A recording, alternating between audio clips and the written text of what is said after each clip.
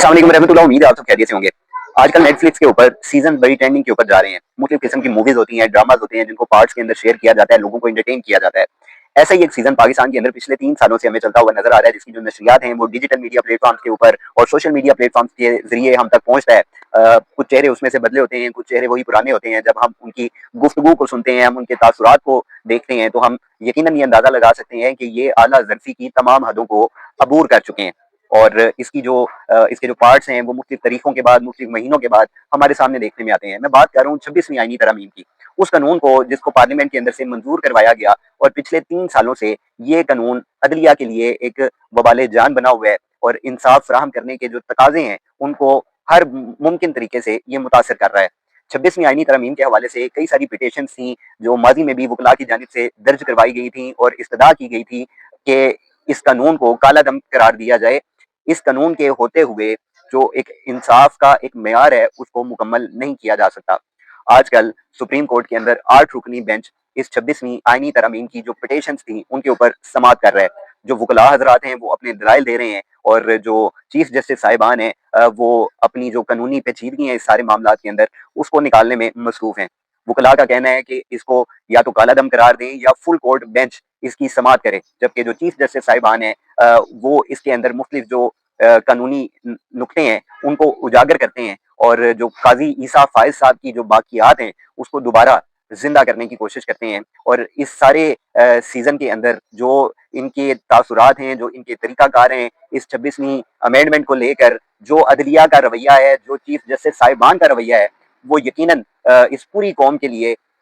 ये देखने का एक मंजर है कि हमारे ऊपर जो बड़े बड़े इदारों में, बड़ी बड़ी इमारतों में, बड़ी बड़ी कुर्सियों के ऊपर जो लोग विराजमान हैं, जिनके ऊपर जिम्मेदारियां हैं बड़ी, जो अल्लाह की तरफ से आयद की गई हैं कि इन लोगों ने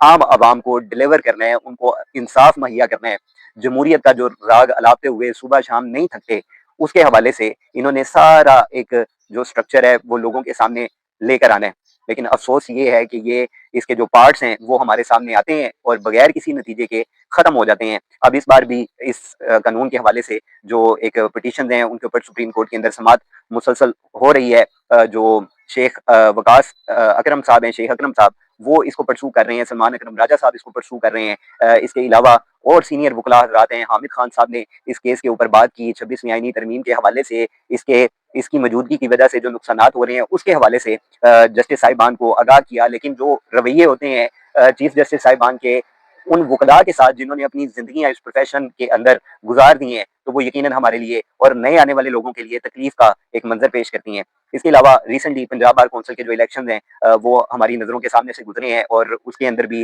जो पाकिस्तान तहरीक इंसाफ है उसने पंजाब के अंदर जो उसके वकला थे जिनको पाकिस्तान तहरीक इंसाफ ने सपोर्ट किया, वो लोग अक्सरियत से कामयाब होते हुए हमें नजर भी आए। और इस वक्त जितनी भी पंजाब के अंदर जो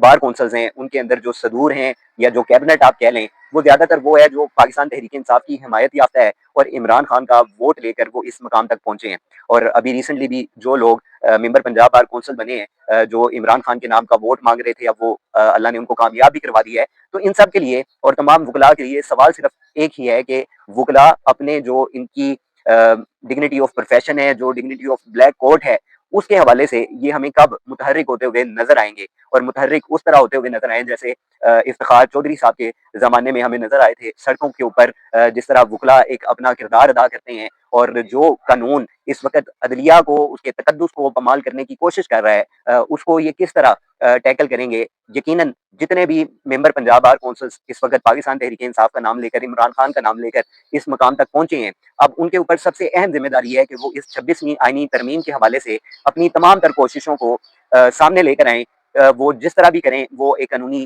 चाराजोई करें या कानूनी जंग लड़ें, या वो अपनी किसी तहरीक का आगाज़ करें। जो बड़े वकला हजरात हैं वो बारहा अपने इंटरव्यूज़ में ये बता चुके हैं कि वकला अनकरीब अपनी तहरीक का आगाज़ करने जा रहे हैं, जिसका जो मकसद होगा वो अदलिया के तकद्दुस को बचाना होगा, अदलिया का जो एक इंसाफ का निज़ाम है उसको बहाल करना होगा। चीफ जस्टिस साहिबान से जो इख्तियार ले लिया गया है सो मोटो लेने का, कि वो किसी को बुला सकते थे, या इसके अलावा अब ये जो एक्सटेंशन के मामला आ रहे हैं और इसके बाद जो 27वीं तरमीम लाने की तैयारी की जा रही है, तो इस सारी सूरत हाल के अंदर सबसे ज्यादा जो नुकसान होगा वो इस अदलिया के प्रोफेशन को होगा, चीफ जस्टिस साहिबान को होगा, और वो तमाम वकला को होगा जो इस पाकिस्तान के अंदर आईन कानून की बहाली को देखना चाहते हैं। اگر اس قانون کو کالا دم قرار نہیں دیا گیا یا اس کی شکوں میں رد و بدل نہیں کیا گیا تو اس کے بغیر جو پاکستان تحریک انصاف ہے، جو ان کی اس وقت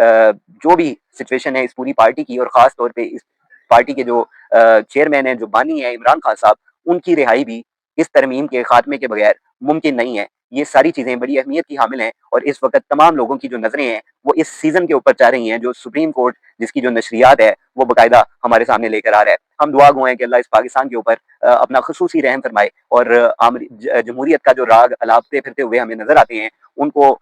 اصل میں، حقیقت میں جمہوریت کا علم بردار بننے کی توفیق عطا فرمائے۔ جزاک اللہ۔